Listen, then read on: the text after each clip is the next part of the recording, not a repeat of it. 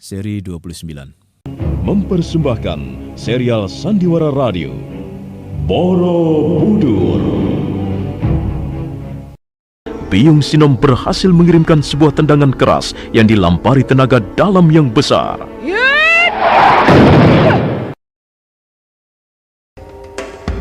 Ditya Kalawatara terkabar. Biyung Sinom buru-buru menyambar Tejah Tilaka yang masih berdiri di pojok ruangan dengan tatapan mata kosong. Seorang denawa anak buah Ditya Kalawatara, namanya Kalasaur, berusaha mengejar. Biyung Sinom berhenti sesaat di ujung lorong. Dia kesal karena ada denawan nekat membuntutinya.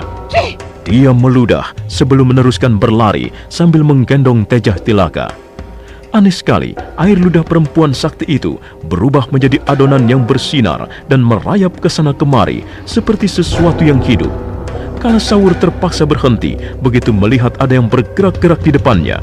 Dia mendekat dan membungkuk untuk melihat lebih jelas. Binatang apa ini?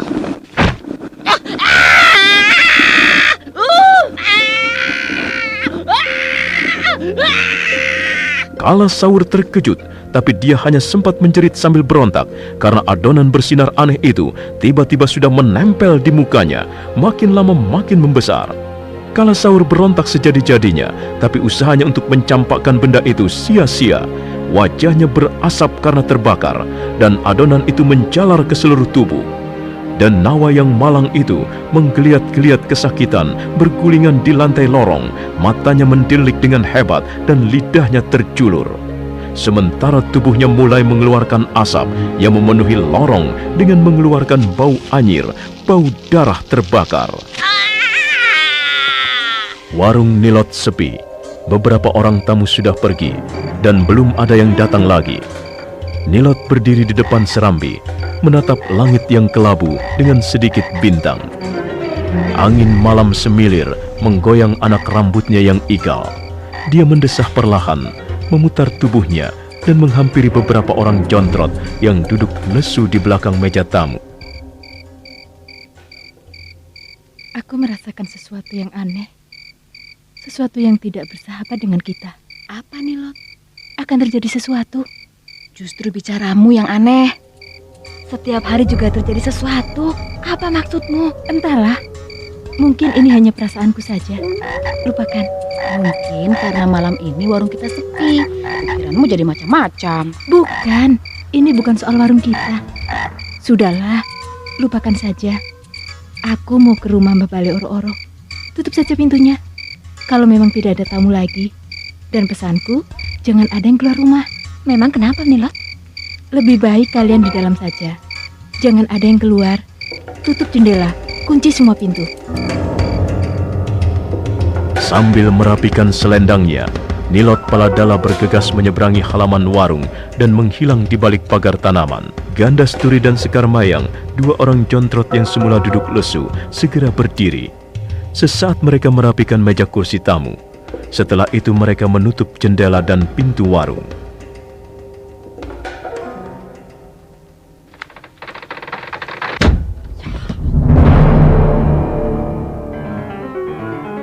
Tubuh Nilot timbul tenggelam dalam keremangan cahaya malam, kemudian menghilang di kelokan jalan yang jauh. Dari arah yang berlawanan, muncul sosok tubuh yang lain, juga sosok seorang perempuan. Jalannya agak kaku, rambutnya panjang, dibiarkan berjuntai di belakang punggungnya. Pakaiannya yang tipis berkibar tersapu angin malam. Wajahnya agak pucat, sedang matanya menatap liar seperti mata kucing hutan. Sosok perempuan itu terus bergerak mendekati warung Nilot. Dia berhenti sejenak di balik pintu pagar halaman. Ini warung Nilot. Di sini suamiku dulu menghabiskan waktu malamnya untuk mabuk-mabukan. Di sini juga suamiku dulu minum tuak, dilayani jontrot-jontrot cantik hingga dia lupa diri. Dasar perempuan-perempuan warung, wanita-wanita sundal. Akan kubalas perbuatan mereka. Sosok perempuan menyeramkan itu sudah akan bergerak menyeberangi halaman ketika mendadak terdengar derap dua ekor kuda mendekat. Dua orang prajurit Telik Sandi melompat turun, kemudian menabatkan kuda mereka di bawah pohon. Waduh, kok warungnya sudah tutup? Biasanya tengah malam baru tutup. Wah, nggak bisa ketemu Sekar Mayang malam ini. Jangan putus asa dulu. Kita ketok saja pintunya. Siapa tahu mereka masih mau melayani kita. Kalau mereka sudah tidur, itu lihat, lampu depannya sudah dimatikan. Kita coba saja dulu. Ayo, Ayo, untung-untungan. Iya, Dua orang prajurit Telik Sandi yang rupanya adalah langganan warung Nilot bergerak ke arah pintu warung. Mendadak di tengah halaman mereka berhenti. Salah seorang berbisik-bisik sambil menunjuk-nunjuk ke arah pagar halaman. Dan di sana sudah berdiri sosok perempuan dengan senyuman menggoda. Perlahan-lahan dua orang prajurit Telik Sandi itu mendekatinya. Kamu siapa? Controt baru ya? Kok ada di sini? Sedang menunggu seseorang. itu. Di mana rumahnya? Ayo, jangan diam saja. Kamu ada apa? Kok tangan-tanganmu dingin? Ada apa? Itu, perempuan itu. Teja Tilaka.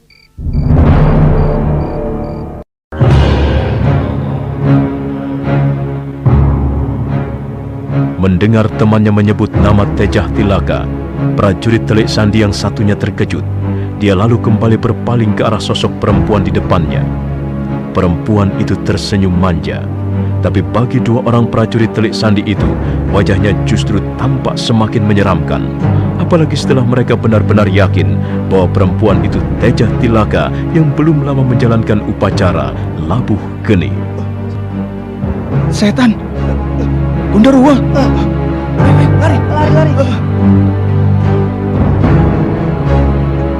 Nah, bagaimana kisah selanjutnya? Saudara pendengar, untuk mengetahui jawabannya, ikutilah terus serial Sandiwara Radio Borobudur.